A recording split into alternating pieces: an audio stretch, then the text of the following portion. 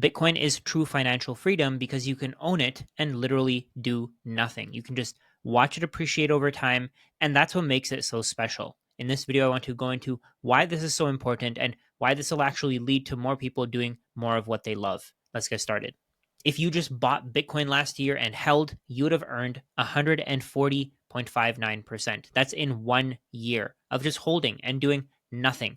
All you had to do was either buy it and put it into a wallet or buy an ETF and get the fiat exposure to that Bitcoin.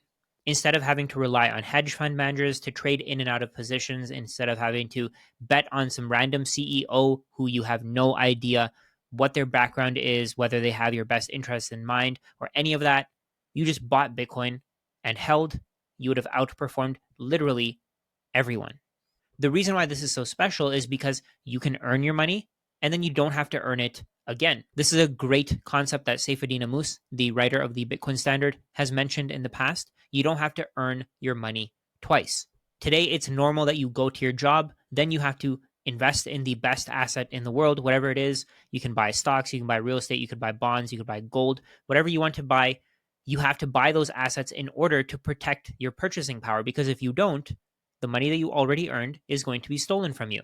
On a Bitcoin Standard, the difference is that you can just earn Bitcoin and you can just hold on to it. When you earn Bitcoin, you're getting paid in an asset that will increase in value because it has a finite supply. Bitcoin is the only digital network in the world that you can use to send and receive value without having to trust third parties.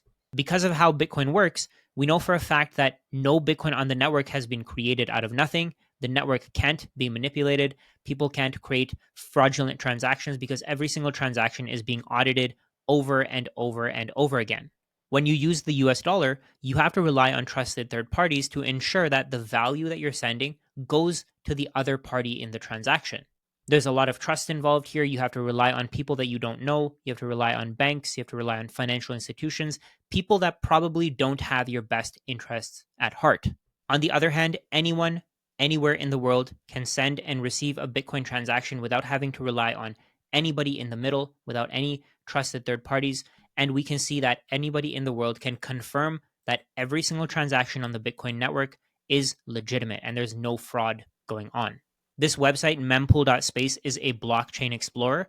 And what you can see here is every single transaction that's ever happened. So this is the first form of money that anyone in the world can audit at any time. And on top of this, we know for a fact that there's only ever going to be 21 million Bitcoin. So the number of people who want Bitcoin is going to continue to increase, but the supply of Bitcoin is finite. After we reach that 21 million Bitcoin, no more will be produced and no more will be added to the global economy. Once you understand what this implies, you start seeing why this could be the most valuable asset in the world within the next few years. We can see on this website that Bitcoin is the 7th most valuable asset in the world after Alphabet, Amazon, Nvidia, Microsoft, Apple, and gold, and it's going to keep climbing higher and higher until it is the most valuable asset in the world. Bitcoin is direct competition for the banking industry because you can now start sending and receiving payments without having to rely on banks like JP Morgan or services like Visa and MasterCard. Over time, we're going to see that Bitcoin is going to keep growing, and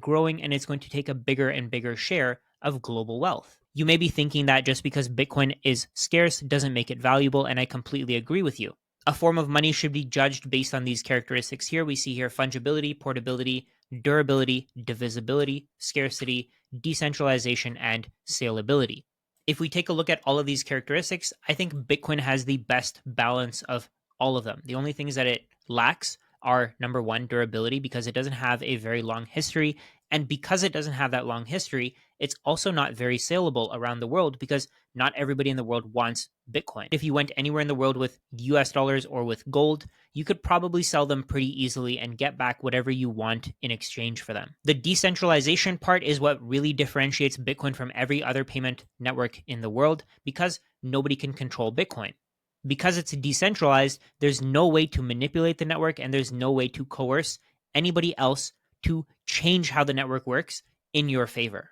If you had something like gold in a vault at a bank, or if you had US dollars in your bank account, both of these are very centralized because you rely on a third party in order to transact. If you want to send your transaction from your bank account to somebody else's bank account, you have to make sure that the bank approves that transaction. All of these currencies are highly fungible. You can exchange each unit of dollars for every other dollar. $1 is equivalent to $1. Same thing with gold. 1 ounce of gold from the 1500s or earlier than that, 5,000 years ago, is exactly the same as 1 ounce of gold today. And the same thing applies to Bitcoin. You can exchange one Bitcoin that was mined today for one Bitcoin that was mined in 2009. Both of them would have the exact same value.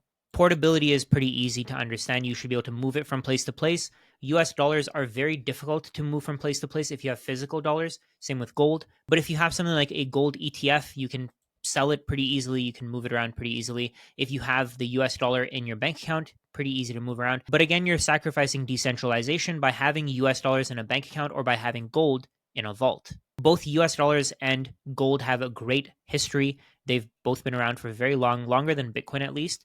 Dollars are not very durable. You can rip them, but you can go to a bank and you can exchange them for another dollar bill. So I would think that they are pretty durable because of that. Gold can never be destroyed, so gold is the most durable out of all three of these. Divisibility is also really important. I noticed a lot of people compare Bitcoin to trading cards, so you can just buy trading cards instead of Bitcoin.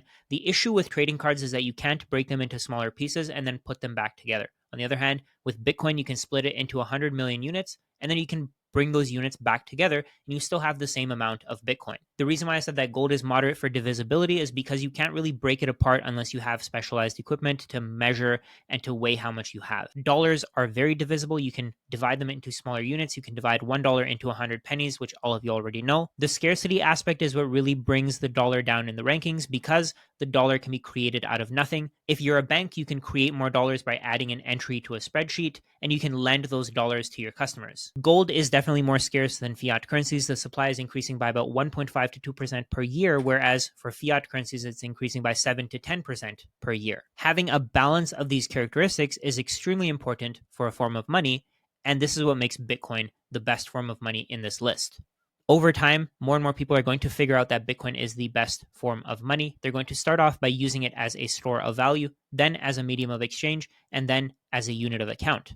As more people adopt Bitcoin and more people start putting Bitcoin into their wallets and never selling them again, we're going to see the price rise until those people who have Bitcoin are incentivized to bring the Bitcoin that they have into the market. If we take a look at Bitcoin's price again, we can see since May of 2016, it's up 22,000%. And you may be thinking, it's over. There's going to be no more growth, but I don't quite agree. If you ask the people around you whether they own or understand Bitcoin, most of them are going to say no. Most people have no idea what this is. Most people have no idea where it's going. So because of that, I personally think that it's the best asset to own. This chart from the Federal Reserve shows exactly how quickly the US national debt is rising and how much money is being flooded into the economy. The US government is so far into debt now that more of its money is going towards the interest on its debt than it is towards defense and war. Eventually, this number is going to outweigh Social Security, it's going to outweigh Medicare, it's going to outweigh Medicaid, it's going to outweigh everything because the US government is in a debt spiral. It's not going to be able to get out of its debt unless it does something drastic. The way that I see it, Bitcoin is a bet on the US national debt rising forever because as the US national debt rises, more money gets added to the economy and more money is competing for the same goods and services. Because the US government keeps flooding the market with money, we're going to see that over the next few decades, the price of everything keeps rising. But we're also going to see that the thing that's the most difficult to create more of is going to rise in price the fastest. Bitcoin is the fastest horse in the race. We're going to see that Bitcoin outperforms everything over the next decade plus. And if you own some, you're probably going to do very, very well financially. If you buy Bitcoin, make sure you have at least a 4-year time horizon because day to day, the price may go up, come down, go up, come down. But over 4-year periods, it only goes up. So focus on your craft, build your skills, earn as much money as you can from your business, from your job, whatever you do for work. If you even put a fraction of your income into Bitcoin, I think over the next 4, 5, 10 years, you're going to be really happy.